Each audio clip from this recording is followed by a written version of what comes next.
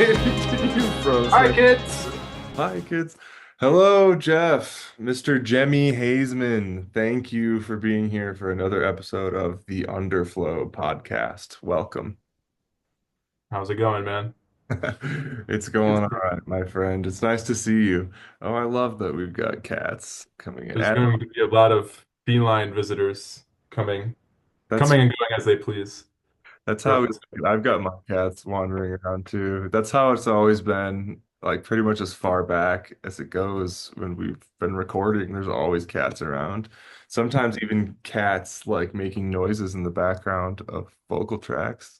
I think some Shady Groves has some Yeah, stuff like that. get those demons and the masters, those meows, Oh, those aggravated meows in the background. I'm so Even glad us. brought that up already. We'll definitely have to dive into that story because Sure. it's like the funniest story, which I've never seen like the videos on this, but I know like all those dudes are occultists, which is I have a couple books here that I wanted to mention to you that I really think you dig. I got this one finally. It's called Weird Scenes Inside the Canyon. And it's all about Laurel Canyon. So it says Laurel Canyon, Covert Ops, and the Dark Heart of the Hippie Dream Hmm. by David McGowan.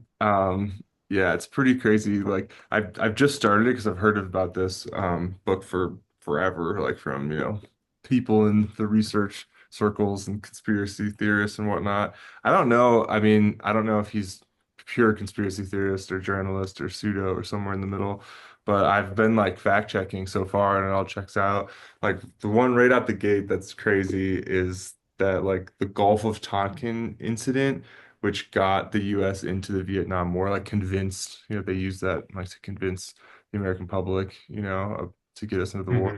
That was a fabricated incident that actually never happened. There were no like, Viet Cong or whatever attacking a Star Destroyer or whatever, out at sea. And so what's crazy about that is that the general or the commander of that, destroyer, the aircraft carrier that faked the incident, that was actually Jim Morrison's father, like from The Doors, Jim Morrison.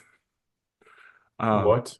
yeah, super bizarre, which is probably why Jim Morrison like claimed forever that like his parents were dead, and then eventually like some journalists were like, "Your parents aren't dead. What the fuck are you talking about?" And so that's maybe why. But yeah, it's super weird. I mean, obviously like the main bands of Laurel Canyon are in here, like Crosby, Stills, Nash and Young, Buffalo Springfield as well, and Mamas and the Papas, like Eagles as well, the Demons and the Masters.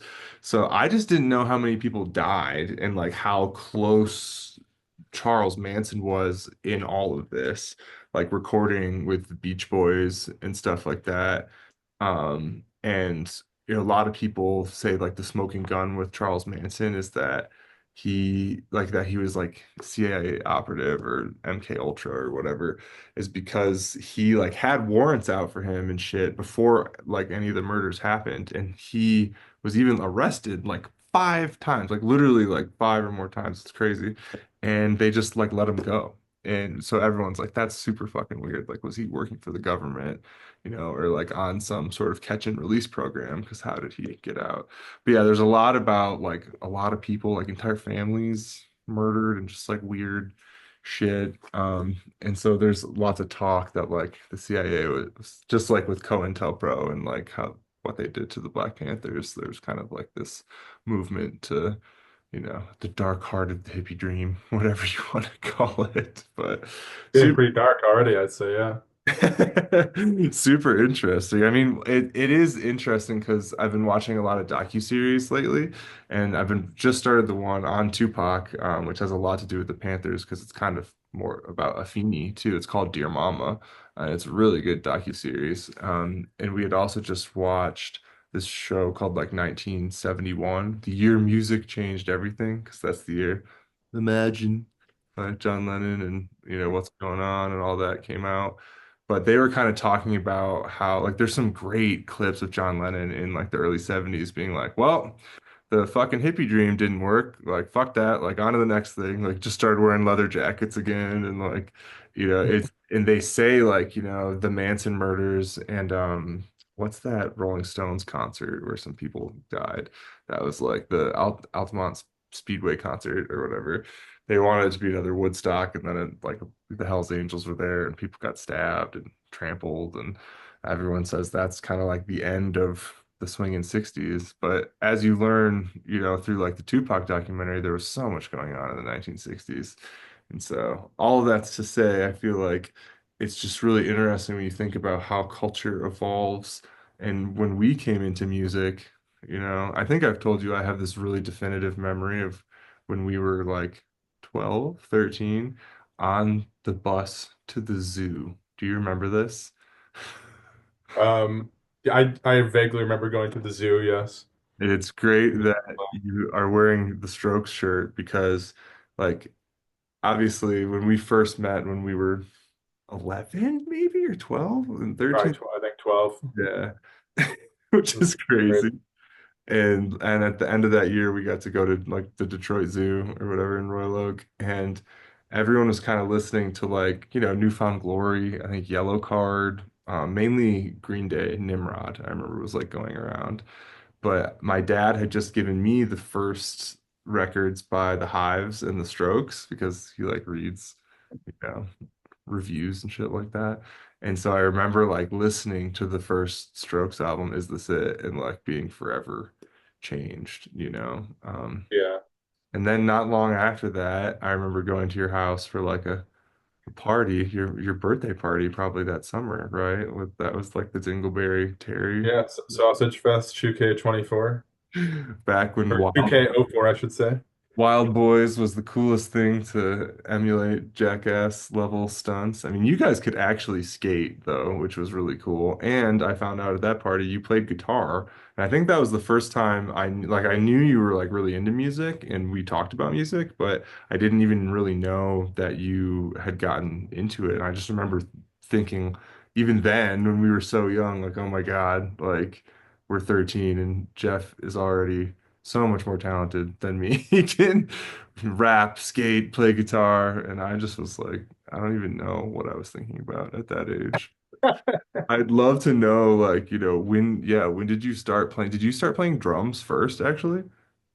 No, I started playing guitar first. Um, I started technically playing guitar when I was like a little kid. Like my grandpa played guitar on my mom's side of the family, so I was always kind of interested in it or gravitated towards it when I was a kid. He'd play like Ventures and like Johnny Cash shit or whatever. So I Right. had an acoustic guitar. I would just strum around, mess around with it. I had no idea what I was doing. Then Mhm. like in second grade, I actually took lessons for a few months, and I like kind of semi learned how to read music and like could play like Yankee Doodle and like fucking the Star Spangled Banner and a bunch of bullshit.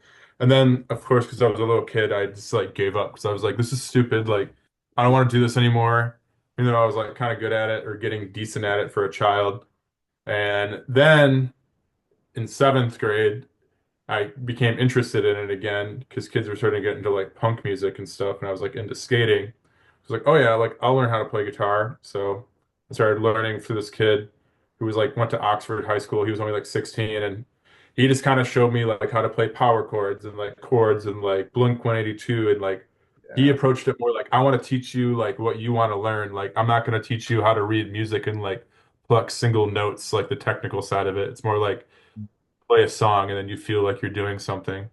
Yeah. So really, ever since then, I just kind of play guitar, and then I actually fractured my back in seventh grade because I was really into hockey. Mhm. So I had to wear a back brace. I don't know if you remember that at all. And I was like, I would get kids to like punch me in the stomach because I was wearing a back brace, and then like they would hurt their hand. And I thought that was funny. But anyways, so yeah, I didn't have anything else to do but practice and play guitar at the time since I was like injured. I was a lame duck. By the end of seventh grade, I was like healed technically, but that sort of jump started my guitar playing career, I guess you could say. Right. Yeah. Like I said, I was impressed back then because I had not even like, my mom played guitar when she was in high school, but she always kind of discouraged us from like getting into music. I didn't get into music. It's a bunch Yeah. of drugs. Yeah. I mean, and I think Go it's after. heartbreaking. And I guess my grandpa used to be kind of hard on her. Like, like she would like she told me she brought the acoustic guitar on a vacation to Florida once, and because she brought it, my grandpa entered her into like a talent show or something like in Florida, and yeah, that type of shit. I remember she also said that like because she was in like a girl group where like a bunch of girls played guitar, and one girl I guess could not play guitar, so the other girls Ah, took her guitar like before one of the shows. So I think she was, yeah, she knew there was just drugs, drama, craziness, heartbreak, runaway dreams. So, and I guess she was kind of right. But by the time we put out Night Surfing, she loved that record. So she was like yeah. really proud of us with that. And she was like, this should be on the radio, which it was. It Yeah, was, I mean, I think she came around to it eventually. yeah. But I don't know what my parents thought of it at the time. I just think they're like, oh, it's good for you. You want to do some activity after school. Like, they knew my grandpa played guitar. I don't know if they ever thought it would become like an obsession like it did, but or like change how my whole life Yeah. became. You But were so good at so many things. I mean, you got really good grades in school. You were super good at hockey. don't tell kids that. All right. I didn't get fuck school, dude. It's not cool. No. That's extra cool now. Extra credit for being good at school and that's Being rebel. smart is cool again. Yeah, yeah. And you were really good at hockey. So then on top of that, like, I mean, you were so into the music, which was really inspiring to me because I mean, you had These Giraffes Are Fashion slash William Bonney, which honestly blew up and was like a really big deal. I mean, we can laugh about it now, but it was a really big deal, Like people knew about your band like around the country and we were so young. And then, that kind of morphed into other bands and you had, I mean, so many bands. There was Empiric Victory, there was At the There's spots. Atlantic, Past the Pacific. So there was kind of like metal, hard rock, almost like country Yeah. sludge. And then punk, like almost like Paramore into like, you know, Yeah. from first to last or like Yeah. stuff like that. But yeah, I mean, At the Atlantic was great and Past the Pacific was really good. And Did you then ever go watch at the Atlantic? Did yeah, you come to I one saw of the you guys shows? at in Pontiac. Do you remember? I think The it's Clutch Cargo yeah. show? Yeah, yeah, you guys are really good. I was like, damn, that's because Ryan was in that band too, right? Yeah. Yeah, Yeah, Ryan and Brandon Brandon. Jarrett were in it. Yeah, Carlo Lapierre, nice guy. homies. Yeah, because I used to hang out with Brandon, like him and his girlfriend used to come swimming at my pool and stuff. And then we Yeah. found out we were like also had you in common. And so that was like, and obviously you had seen me, like we were really close in middle school, went to two different high schools, but then we kept Yeah. in touch and you had kind of seen my horrible bands like every year at Battle of the Bands until eventually I think you like took pity upon me and you were like, let me help you record like a real fucking demo. And you recorded the first Kodaks demos and then we played, oh my gosh, that's right. We did a Battle of the Bands with Adam Zdroik, right? On bass. I yeah, did he play? Yeah, he did. Yeah. I I played drums. remember, yeah, because I remember we used to have, for like one or two shows, we also did a show with Jake Wells playing bass and Laidlaw like playing lead guitar when we were like doing the three-piece Kodaks with Laidlaw too. So yeah, it's kind of a blur, but I don't know. I mean, I'm just really grateful that you like recorded the Mouth Kiss demo. I think Disco Lighting, whatever the fuck that song We was. did Rough Sleeper too, and movie theater. Yeah, all that year. And I like went to Nashville like that summer once we graduated and like recorded some of them. But like Yeah. everybody in Detroit like liked your version of Mouth Kiss better because you were playing drums on it. My friend Alex, who's sadly no longer with us, played drums on the other one, but he like couldn't get the double hi-hat down, so we like overdubbed a shaker and it just wasn't Yeah. the same. I mean, I remember taking that recording session like so seriously for Mouthguest because like I had learned from I think Josh Wheeler, the Fitter Happier guy, who was shit, what was the name of his band that we played with multiple times? He's had a couple bands. They were I can't good. Yeah. We played even at remember now was still it together, but New with Way? his wife.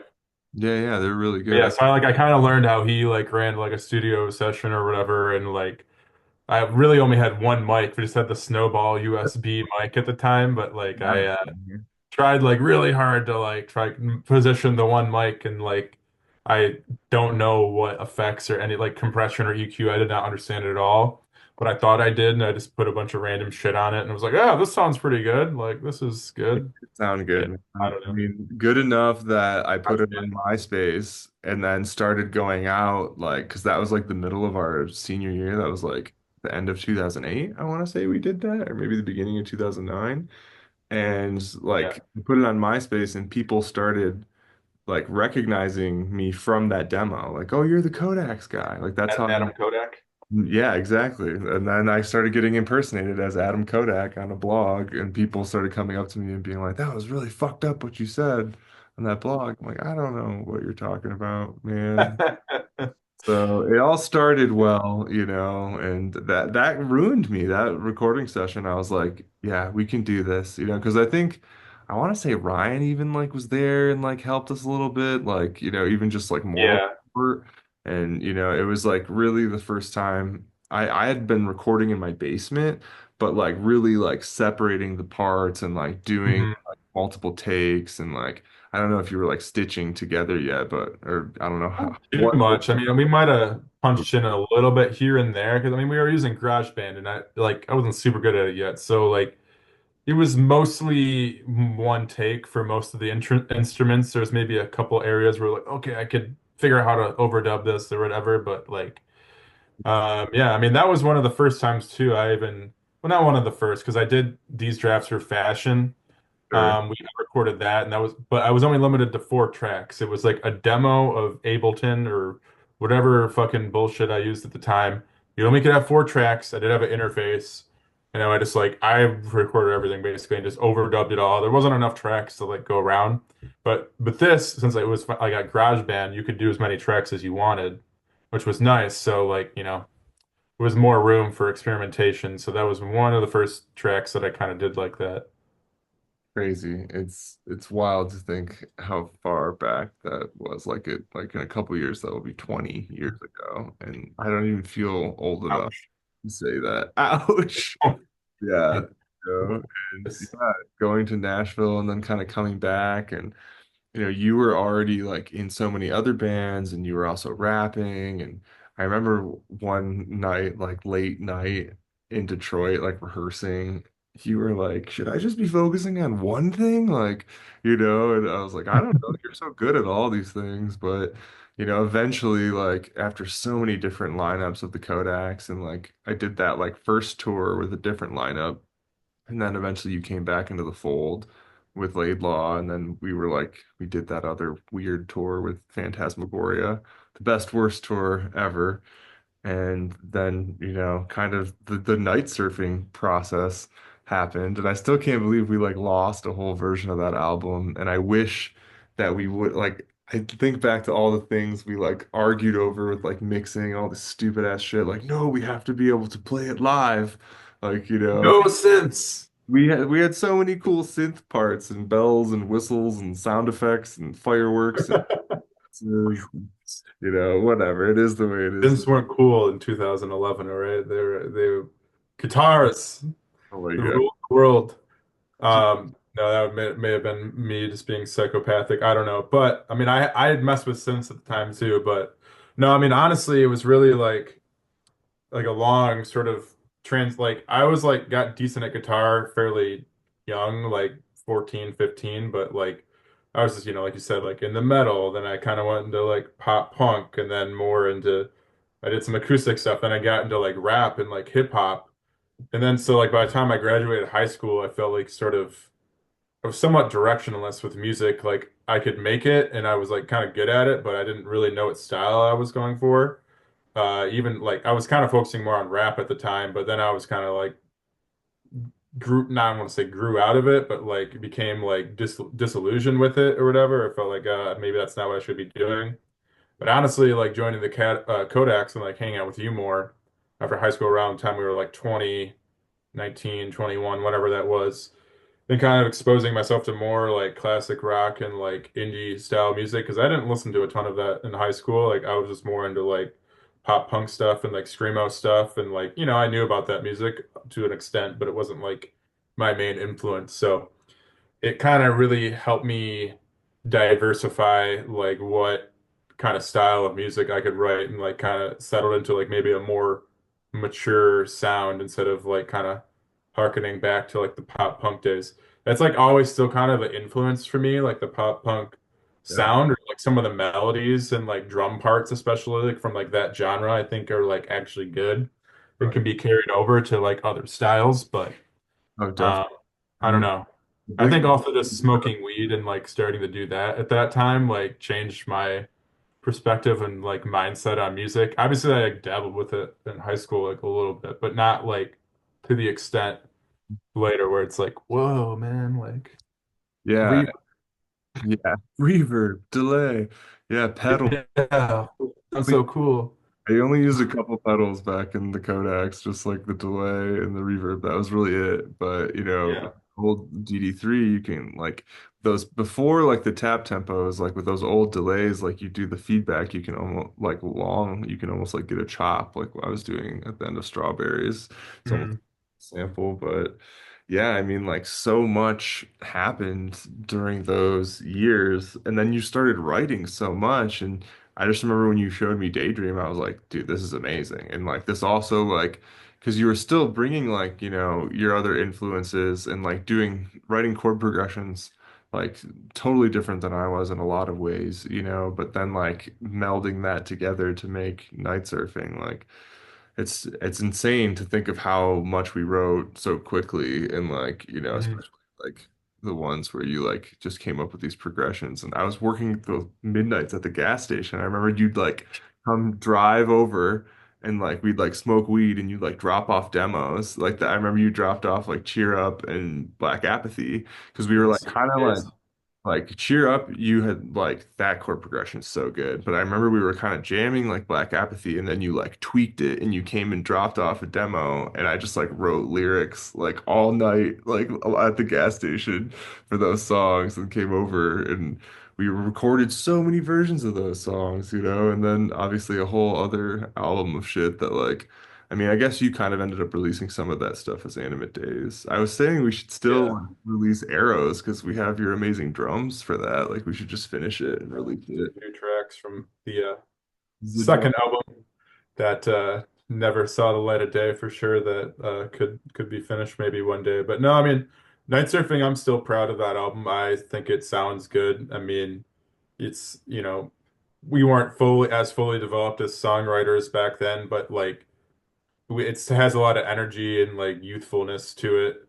That was captured by that era. I think we were just both really excited and like motivated at the time to like finish that album and like write those songs, and we're just like really obsessive and like neurotic over it, and it kind of shows in the final product that that at that point too. I mean, I don't think was really that good at mixing. I didn't quite understand everything that I do now about Logic, but it like production wise it sounds good. Like I know you had that one guy master it in LA too, and he made it like real like fucking loud and compressed sounding, which kind of adds to the vibe of the album that gives it that like early 2000s sort of sound or whatever.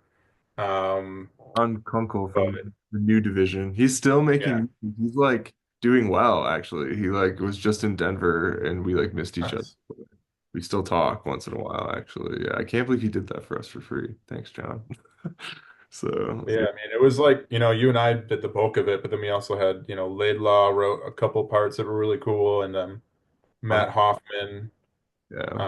I think even Dylan wrote a small part, and then what's the other guy that we had on bass that had the dick piercing? Yeah, yeah, Kevin Cleveland. Yeah, lots of peers. Whoops. And we know now his name is out there. But yeah, I think he wrote a part too on like Rough Sleeper that we ended up kind of keeping. Yeah, like No, the but yeah, I mean it was kind of collaborative across the board, but I mean definitely you and I did the bulk of it, and it was a lot of work, but it still holds up. I feel like to this day, like if I showed someone that album, they'd be like, "Yeah, this doesn't like suck. Like you can listen to this, and it yeah, sounds like indie music of its time." You know, yeah, that's and definitely the future. the band of the 2000s, an indie rock band. I mean, we were just listening to The Strokes and Television and The Clash, and like so much at that point. And then obviously the next album, the second album that's in Lost in Purgatory, was even kind of crazier. But at least we got the Jungle out. Maybe we'll release Arrows. I love all of your songs like Brainwaves and Tashida and like Hades. Like there were so many good songs from that era. And I mean, you ended up re-releasing the two Animate Daze EPs as Jemmi Hazeman, right? Or Yeah. Yes. I don't I think only the first one I technically released as Animate Daze. So yeah, that was another one of my bands. So basically, right after the Kodaks, I tried to make my own band when I called it Animate Daze. And I took basically those songs from our second Kodaks album and kind of used that as the foundation to start no, making a new band. And we ended up never really getting any shows, and it kind of fell apart. There's one recording of us on YouTube at some like Lake Orion TV thing, and like then Dylan couldn't come at the last minute, and then like I don't know, man, I was like out of my mind at the time, and I looked really pissed off in the video because I was like really annoyed by how I fucked up a couple times, and I was like so mad. And I was just like annoyed, like, because I had to like relearn everything because I had like Dylan playing a lot of the leads, and I was like, fuck, now I have to start doing some of these leads, and then I had like 2 weeks to figure it out, and it was just like a lot of back stress. tour. I Yeah. was like a really big perfectionist about it. So yeah, that was like the Animate Days experience. Amazing. Yeah, I did re-release those 5 songs under as Jemmi Hazen, which is on my Spotify now as my first EP. And Nice. then the Animate Days EP, like Days, was also technically written in the Animate Days era, I would say, in the 2014-ish era. But it didn't come out until like a few years later, just because I was kind of like, I don't know, I wasn't like satisfied with the mixes, and I think I just kind of lost my mind about what I was doing with music. And I think when I actually released that, well, the song Animate Days ended up being a Shady Groves song. Yeah, yeah. I was just gonna say The they other were four, connected around then. um, I guess Jemmi Hazeman never really came a thing until after Shady Grove. So it may have originally been considered Animate Days. I didn't like really promote it much. I just released a few of the songs that weren't on Bitzer separate, or the 4 other songs that were on Bitzer separately. I just kind of posted it like quietly online. And then once I decided I was going to change it's like a solo musician name to Jemmi Hazeman because that was like already sort of like my name on Facebook for a while, and that was supposed to be originally it was supposed to be like my producer name for like hip hop or whatever. It was me and like Steve kind of came up with it. Um, I was like, well, I should just release all my music under that because then I don't have to be like, oh, I'm Jemmi Hazeman, but it's Animate Days too, and my name's Jeff as well. That's like you're not gonna remember all 3 things. I'll just start telling people my name's Jemmy and I'm Jemmi Hazeman. This is my music, and it was like That really is a stupid sort of calm. high on thing at the time, but I was like, well, it seems crazy enough to work. Like I'm just gonna roll with that. The Uh, amount of times we all changed our band names. I mean, obviously, like that was kind of the idea when we made Bitzer. It was like, well, Shady Groves will be the platform to like launch all of yeah, our solo projects. I mean, because Animal Collective, Grizzly Bear, Deer Hunter, all of those dudes have their own solo yeah, projects that are so good. So that was kind of my thinking, but obviously, like we never like kind of like got to that second like step until like around I guess 2018 like when we launched Underflow because then we were like okay, yeah. now there's so much and Dylan was gonna do Quiet Wolf, but he never ended up recording anything for he played a show one or two and then Did play a show with my band, and most well, most of my band was also in his band besides like Shane. I think Sage played drums for that show, but it was I want to say Jamie and Colt and Caleb also played with yeah, Dylan. that's right. Yeah, I'm not sure. Jamie? I think Jamie did at the time. And they sounded really good. They just played like 5 songs. It was at Northern Lights Lounge. That I'm so fucking faded song.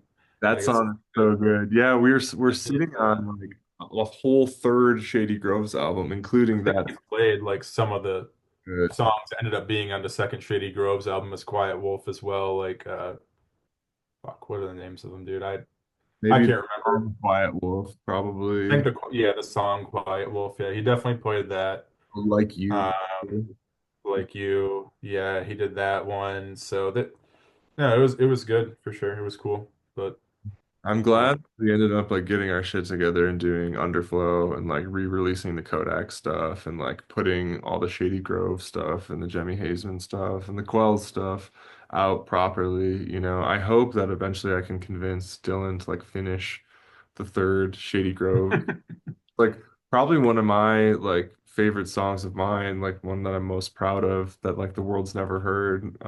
It was like pretty much done for like the lead single, but like I don't know. I mean, stuff would need to be re-recorded and or remixed or whatever. I mean, it's always vocals and drums. That's like I feel like I can get a decent sound of like everything else, but I don't know, vocals, drums, then re-recording remixing. It's a lot. I love who I've been working with out in LA. Like yeah, all people are great, but that also obviously costs money. And I don't know. I've been shit thinking, ain't cheap. you said what? Shit ain't cheap, yo. Cheap. I mean, seriously, even like, that's the thing. Even when we're doing it, like if you're recording, all these projects we just listed, like that's such an investment of time. I mean, the second Yeah. Gross album, Dreamboat, took forever, which is mostly my fault because I moved to Scotland. But I was just like, Go, yeah, I'll kids. record a Finish it bunch. up. Yeah, good luck. I'll record all my parts for like the Shady Groves Dreamboat album, and I had recorded a bunch of Quell stuff with you that I thought was going to be an EP. I was like, yeah, we'll just finish this, and we did finish Pocket Knives. We released Yeah. that. I mean, the thing is, like, when you record an album, if like everyone who's involved with the album isn't like 100% committed and motivated to like finish it and do something with it, it's gonna take a long time. It's one of those things I feel like, I mean, you can passively work on an album for years, I suppose, and then holy shit, it's done all of a sudden. But I think music does come from like inspiration and a place of sort of like passion about what you're doing. So if you're kind of just like half-assed doing it, and it's just gonna take really long, and it might not turn out as good either. Which unfortunately, I feels like kind of where I've been at now with my new album. Like I feel like it's like I have a lot of good ideas and songs, but I'm just like the reality of like being an adult and like having to work and having a partner and just like where do I find the time to like I used to like just like hammer down. I'm gonna fucking work on music all day today and be super focused and like it's just I don't know, it's a lot. Maybe it's also just the jadedness too of like oh, I've released multiple albums and EPs and everything now and like I'm not rich or famous because of it. Not because of that I wanted that out of it anyways, but it's like somewhat disappointing that you're like, oh well, I mean, not that many people even care. So I mean, you're just doing it for yourself and then maybe, it'll catch on. It is nice to like feel like people are enjoying it, definitely. but that can't be the only reason you do it either, obviously. Yeah, I mean, both you and I have worked as teachers all over Michigan and elsewhere. And, you have a degree in philosophy, I have a degree in education, and we've both studied a lot of English literature and classical, written works of the humanities and the language arts. But, that like it's just so ironic that like everything that we've done, we've poured so much of our time into the arts and the academics, trying to learn how to be better people. And so, I had just read this amazing definition of the word um, empathy ca- and it was like catharsis often achieved through art or community or something like that. I thought I was like, well, we work to do that, and I feel like when we do shows, like when people see Jemmy Hazeman and the Honey Riders live, like people's like jaws are open, So I do think it adds up over time, like you putting out the records and stuff, but it's really hard not to get jaded. I mean, same with Shady Groves. Like we played so many shows, with you and without you. And then like I moved to Scotland and then we kind of got back together, but like not really. And we just finished the record. And yeah, I mean, that was Dylan's worst nightmare too, because like you said, it's so much about like motivation and momentum. And really, Dreamboat was like what, like 2 weeks worth of sessions if we had done it all back to back, but it was like stretched out over like years. And really it could have just been a couple weeks. And I think Dylan's always wanted to go into a studio and just like live there and like do it in a week or whatever and get it done. And It's Like Corone, you're saying, yeah, or yeah, yeah, Americans? Okay. yeah, Dylan Carone, yeah, from Shady Groves, and like getting it done, in one place, but it's hard to do that, like you said, with like time and commitments. And I'm amazed that you put out two Jemmi Hazeman records like so quickly, and they're both so good. And obviously, there's even more songs you've been working on now for the third record, and it's kind of more collaborative as well with the Honey Riders. But yeah, Yeah. I mean, like how much are you sitting on? Because you've put out two singles like as Oh, the world, you don't want to know what I'm sitting on, man. This shit's fire, dog. This shit's fire. No, I solo mean, singles, and then one like with the Honey Riders, Dark Side, which is the most recent. yeah. So we did actually finally get Dark Side out, which I am proud of that song. So I feel that song's been sitting just for so many years. This like we've actually performed it live, and then we kind of like mostly recorded it, and then just didn't add some of the finishing touches, and people argued over like should we add this or that or blah blah blah. And then yeah, finally got it out just, well, fuck, almost 6 months ago now. Um, but yeah, that's so basically I'm working on two albums, you could say, right now. So we're working on the collaborative album of Jemmi Hazeman and the Honey Riders, or just the Honey Riders, whereas like it's going to be everyone in my band. Jamie, Desmond, Shane, Colt have all contributed a song or two or more to this album. So everyone's kind of has their own imprint on it, like sort of almost like a Shady Groves kind of thing in a way. A little bit different though because I'm gonna probably be the main vocalist on all the songs. Although Colt did write one where I guess he has lyrics and stuff too. He has like a vocoder now. I don't know if you know Yeah, this. yeah, He has like I think that's what it's called, the vocoder with the tube and like gives yeah. him the robot voice and he like recorded it and it sounds really good. It's a really cool song. But yeah, but like I'll kind of sing in all of it and then but each individual person's like bringing their idea main slab of the music to the table and then everyone else will kind of fill it out.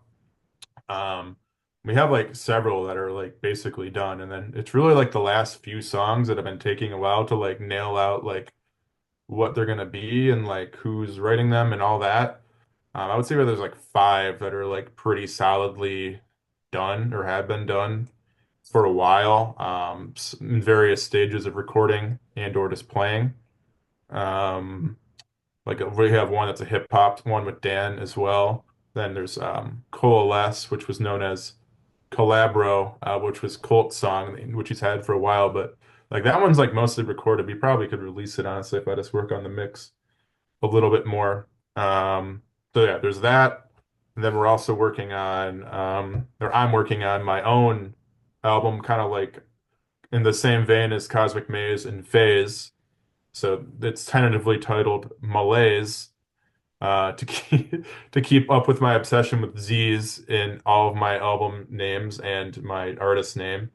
I went from Animate Daze to Cosmic Maze to Phase to Malaise, spelled with a Z, not an S. Uh, so yeah, there's about like 10-ish tracks or more in various states of quality in terms of recordings. I mean, two of them I've already released as well within the last couple years. Ain't a Crime to Have No Hope and Should Have Known. I'm still planning on having those on the finished full album. It's just, we'll see exactly when I'm able to get it done. And we'll see if I actually just wrote like a new one just a couple months ago too that I kind of like that I probably we're gonna put on the album as well that I got kind of further recording than some of the other ones just because I was like inspired at the time to work on it. Um, but yeah, I mean that's the deal. So it could be almost 20 songs, 18 to 20 songs that we're working on right now, which is like it can be overwhelming because you're like, what one should I focus on? Yeah. Like where do I start? I did actually create this little chart here. I think I sent it to you. This Uh, has all the songs I'm working on and what like I have lyrics, lead vocals, harmonies, rhythm guitar, lead guitar, aux guitar, electric bass, synth pads, synth leads, aux synth and effects, acoustic drums, electric drums, mixing and mastering.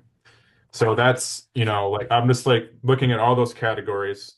Do I have something recorded for them? Do I want something recorded for them? And it's kind of like going through the boxes. man, yeah. So I gotta get a copy of that if you haven't sent that to me already, because I'm going back to LA at the end of May, and I drew a chart like that when we were going through and recording Dreamboat, because it was like Yeah. so much, and like I feel like we had so many songs kicking around, and like it was so good to just eventually cut it down to 10. I mean, it sounds like you've got like 10 and 10, even like on like a double album. According to this, I have 11 actually for Malays, which some of them are a little bit short, which is kind of fine. Mm, I'm trying to do like some of them are almost like micro pop or like micro progressive songs where they kind of change in the middle, but like I don't know. Disciples by Tame Impala, one of my favorite songs of it. Yeah, kind of like that. There's a couple like 2 minute ones or whatever. I love Um, the way songs will change, even kind of like the mix, or there'll be like sound effects, whether it's a dolphin or a click or a beep. So yeah, I love all the different things. I mean, all the different songs and genres like we've kind of touched on over the years, and I'm excited for the new record, honestly. I mean, I really hopefully want to be able to invest in vinyl for Underflow sometime soon, having yeah, the compilation vinyl as a place to start anyways, and kind of like a Underflow Records greatest hits. But it's yeah, definitely my plan if or when I can finish my next album to get it on vinyl. Because I actually make okay money now that I probably can afford it. And then like even if I don't make it all my money back right away, like I won't be in complete ruin and debt, hopefully. Knock on wood about that. But yeah, I mean it's I wanted to do it when I came out with my other albums, but I just didn't make that much money at the time. It just didn't make any sense for me to do it. So I made CDs. I sold some, but they're not as cool. still Still love have some kicking around, but it's at least something physically to sell, it. like at a show, and it helps, make a few extra bucks sometimes when you play shows. So, 'cause it's all about the cash flow, baby. Bottom line, don't Sustainability, do it for love. like you said, it's like kind of like what capitalism kind of reduces us down to is that time is money, and we need to.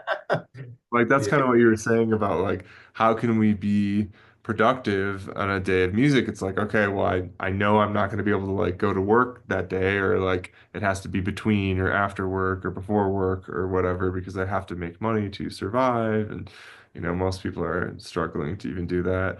I probably should have put money into the compilation vinyl before going to grad school, but I wanted to wait until we had like, yeah, some of these newer songs from us, like Quells, Jemmi Hazeman. The new Scoffs EP is great. I love that. The new Hell House EP. Yeah, have you listened to some of this stuff? We just put those up Um, briefly. Not yet. Yeah. Hell House is like hardcore shoegaze, and then Scoffs is almost like, I don't know, like softer electronic, like Brian Wilson, Gorillaz type vibes or something. But Nice. but yeah, and then Levi Bryce has some stuff that he's sitting on about to put out. Yeah, Connor moved to New York, but I think he's moving back to Detroit. And I want to visit and see everybody in Michigan, but I don't know if I'm gonna come out this summer, what the deal is. My dad and my sister are coming out to Denver because they're gonna come out to see Gang of Four, which is pretty Oh, cool. nice.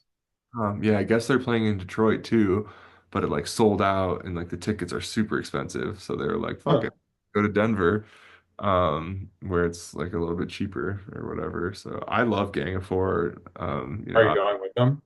Yeah, I think so. So, yeah, I mean, obviously another huge influence on the Kodaks, kind of like that post-punk genre. We were listening to a lot of like Joy Division and Angular stuff, like whether it was, stuff like The Cure and the Smiths or stuff like Gang of Four and Television that was like really Angular. And then Angles, Strokes came out around that same time.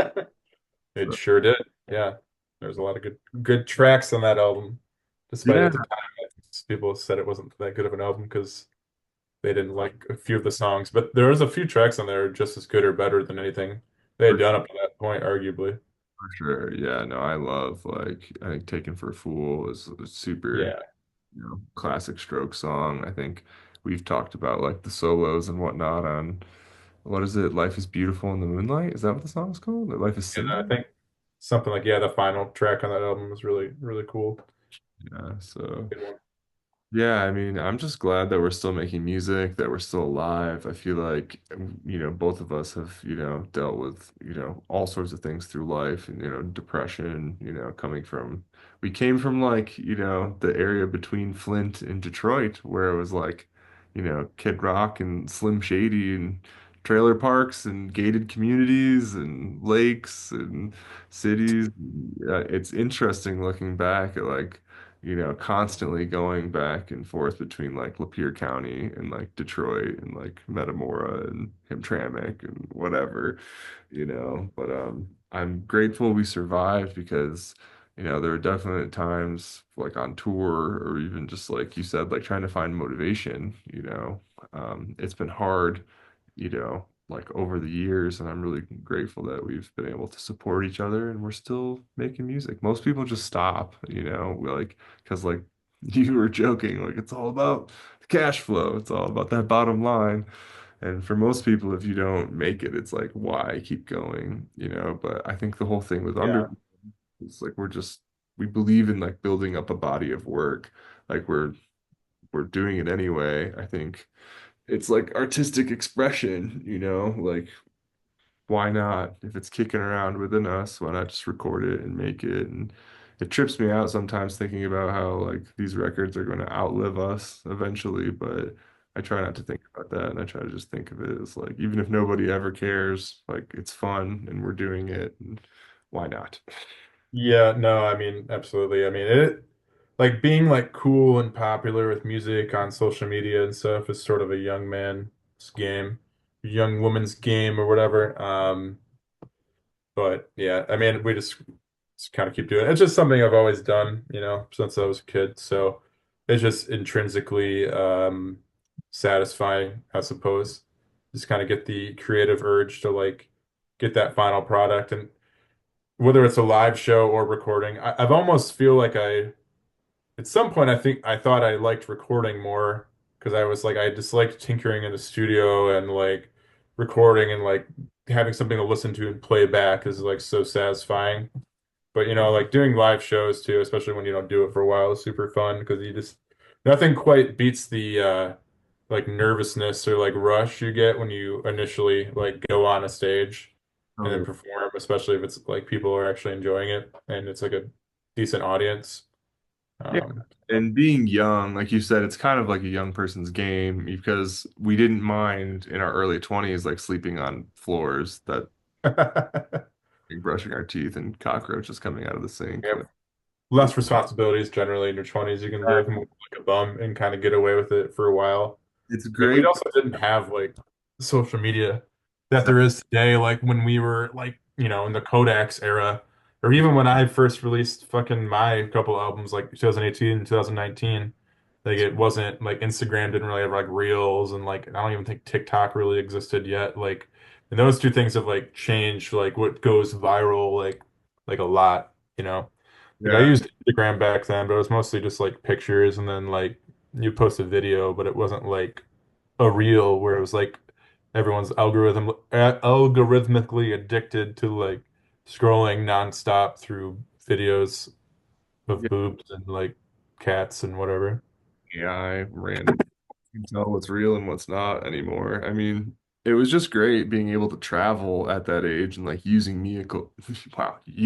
music as a vehicle to travel and meet people. We met so many cool people like at that show in Florida when we like sold out of shirts, and now young bands are starting to hit the road again and make CDs and burn a bunch of CDs, Yeah. sell CDs or thumb drives along with shirts and hats or weed grinders or whatever. And I'm grateful that we had those experiences going around the country and playing music for people, even if it was like some nights were like crazy or not good or whatever. I'm Yeah. still grateful we did it. And like you said, everything has kind of changed. I mean, we could actually make CDs and just sell them back then, and we had put our stuff on Bandcamp. The Kodak stuff is still on Bandcamp, and now it's everywhere. But now, like ever since then, I think we put out Bitzer from Shady Groves in 2015, and that was kind of the beginning of like streaming really taking over, and we put it on Spotify and everything. But 2016, yeah, for sure. By that point, it definitely was like. you had to put your stuff on Spotify. It's just Um, but changed. yeah, now we just sound really old and pathetic. It's really Well, sad. it is sad when you think about the demonetization, tiny violin, because it's like, now that everything on Spotify, anything below 10,000 plays doesn't make an even the Oh, that first was 1,000 plays. Is it 10,000? I'm really fucked. buck. Yeah. Well, I guess I thought it that's was 1,000. if it's only 1,000, that's not as bad. But either way, that's like most of the Underflow catalog. So even the Yeah, one, like we were keeping ourselves afloat and breaking even, it's just changing. So, that's why I'm glad we're doing the podcast and kind of like different other little things. Like you said, it's kind of like a young person's game. And I really just want to make art. I'm a very like, you know, quality over quantity type, yeah. Speaking of, before we wrap up, I wanted to ask you if there's anything you wanted to talk about. And because you are a philosophy major, I wanted to hear your own personal philosophies and some of your favorite philosophers. My own philosophy. I don't really have any wisdom to give anyone. I'm not really in that department or that business. It's all, I just don't believe in anything, basically. Hey, fair enough. You That's one of know. my biggest philosophies is that all rules are made up because, most everything is limited by human conception, not to get into like solipsism territory, but I feel like now a lot of, neuroscientists and quantum physicists are kind of coming together on this idea that we are kind of like, it's like the double slit experiment. I'm sure you've heard of this. Like somehow they've measured that matter is like neither a wave nor a particle. It's like both. And it depends on if it's being looked at. It's kind of like the Schrodinger's cat experiment. Like if you put a cat in a box, is it alive or dead? It's both technically until you open the box because you don't know if it's alive or dead. But now they've kind of proven this with the double slit experiment that depending on if matter is being observed by a living human creature, whatever, it can be a wave or a particle and it fluctuates. And so this is kind of like this is like quantum physics connecting with like the ancient esoteric sciences of alchemy and hermeticism and old theologies and, mysticism, kind of like with shared hallucination of reality. And, obviously, I think psychedelics help people break through reality. But yeah, I love what you said. Like, I don't want to like preach any sort of like wisdom to anyone because like it's like what does anyone really know? It's like do what works for you. Yeah, I Find mean, I your own think happiness. every philosophy was just like made to be disproven and argued against, basically. What I've learned. It I read was, it's really hard to be like, yes, I certainly believe in this. And then, like, I don't know, anyone can argue against anything. I mean, you just gotta kind of come to terms with we're all gonna die, and I don't know. So what else were we supposed to do? uh, Be a decent person, at least, you know. Don't go shooting up schools and shit oh, just because of all that, you know. Because that's what people are like, oh, if you don't believe in anything or whatever, then why wouldn't I just do this? It's like shit, you still want to live a good life like while you're here. But I'm not gonna like preach any like I don't know, any particular philosophy on anyone, I feel like. when we were young, I feel like we were like, nihilism or apathy or whatever, apathy's the way.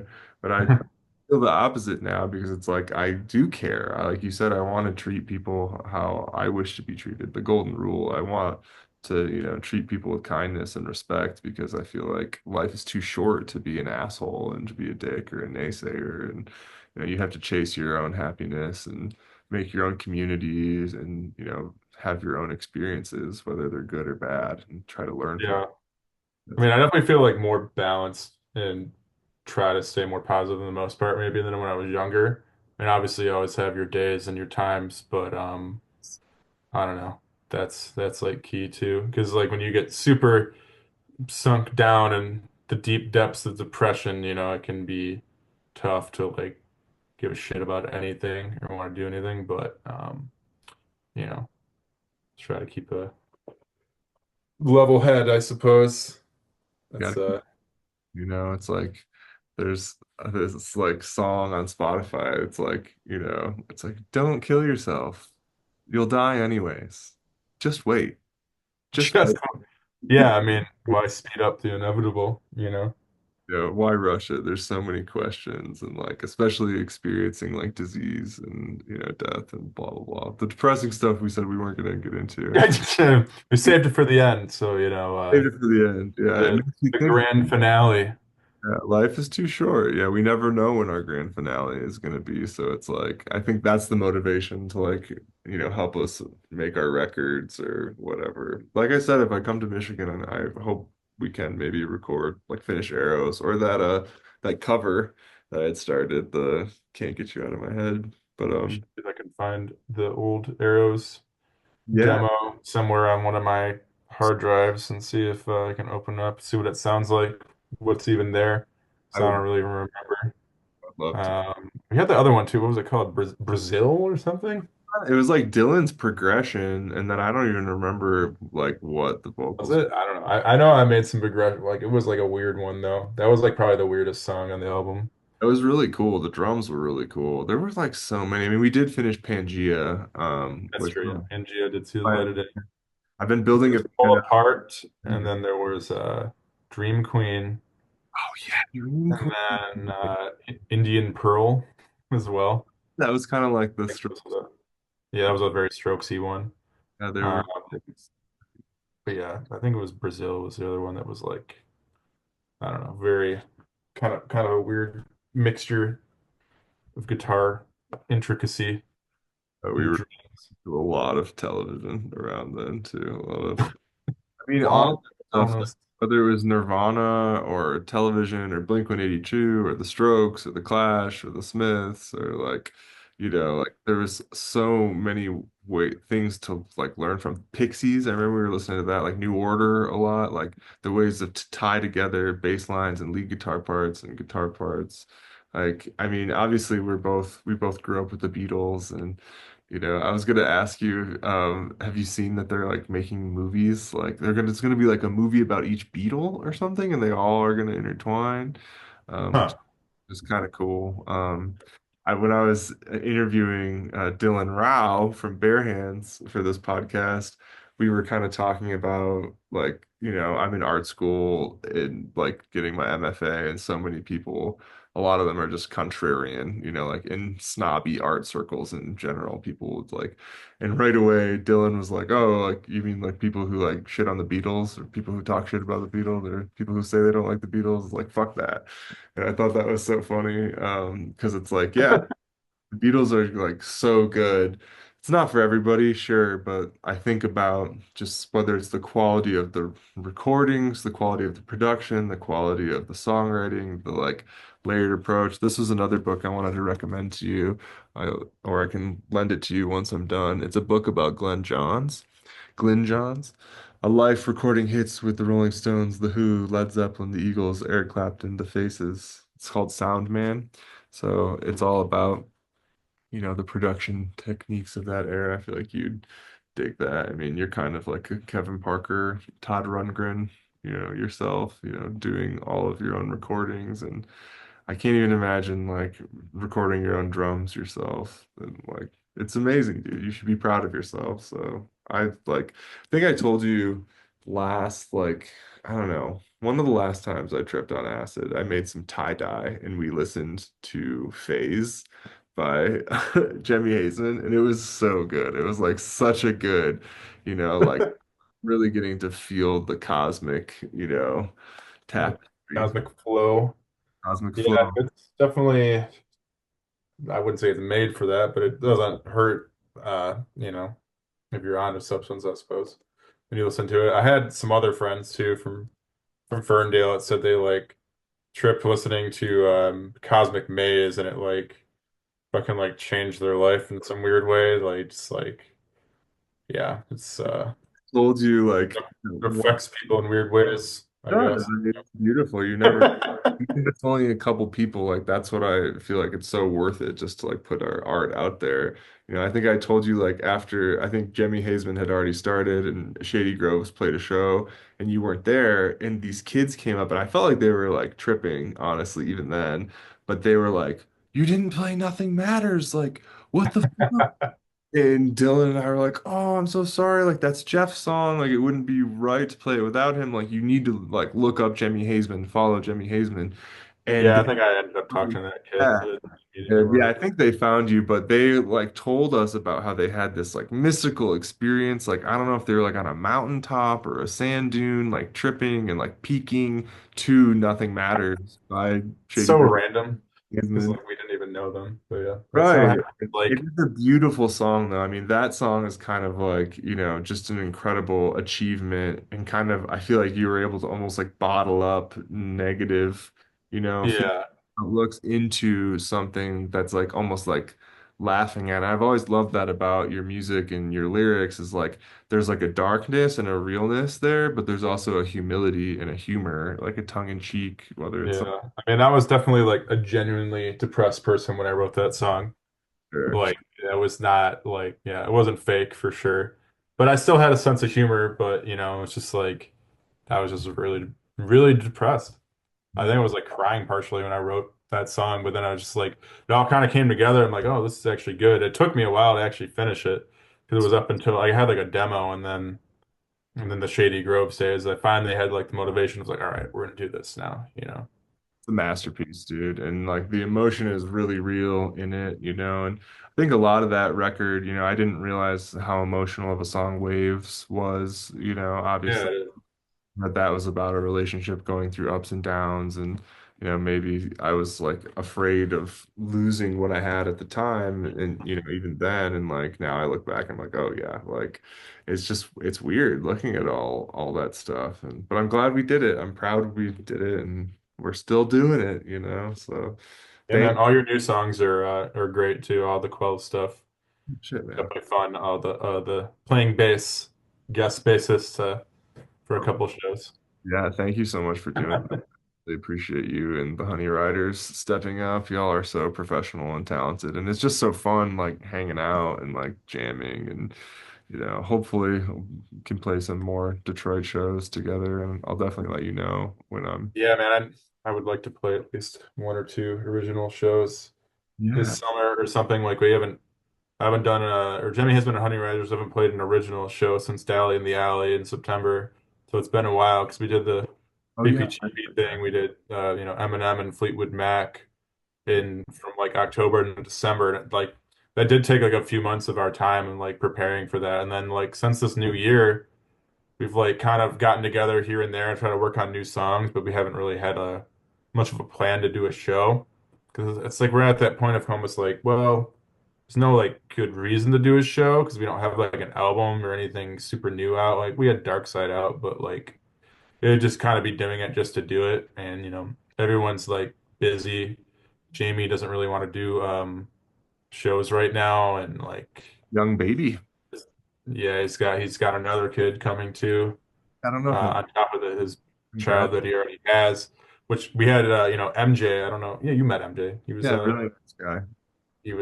at some of our shows, but yeah, he filled in for Jamie at Dally in the Alley and also for the Fleetwood Mac show, and he did a really good job. So The he bass. will potentially be playing with us in the future as well, as long as he's down for if we do some shows if Jamie doesn't want to do it. Yeah, But Kevin from Jerry Dreams has his new project. It'd be great. 860.